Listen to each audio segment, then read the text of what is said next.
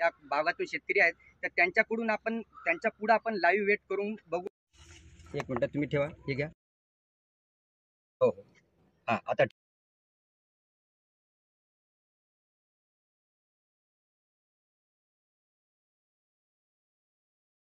एक पाकळी जाऊन आहे. 8 ग्राम. किती आहे?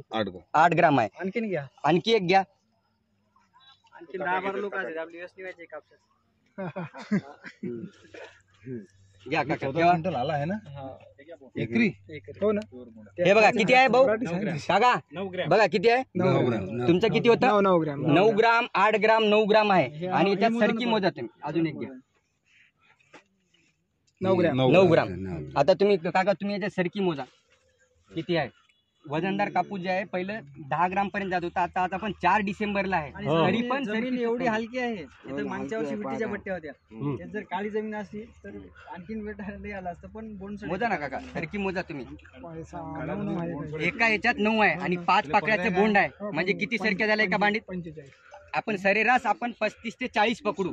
4 पाकळ्याचे बोंड पकडू आणि 8 पकडू, तरी 35 ते 40 जर सरकी भरली त्याच्यामुळे 7, 8, 9 ग्राम पर्यंत तुमचं वजन जात आहे. त्याच्यामुळे तुम्हाला उत्पादनाला फायदा होणार आहे. आणि तुम्ही हे बघू शकता इथं बोंडाची साईज बघू शकता, बोंडाची सिरीज बघू शकता कंटिन्युअसली.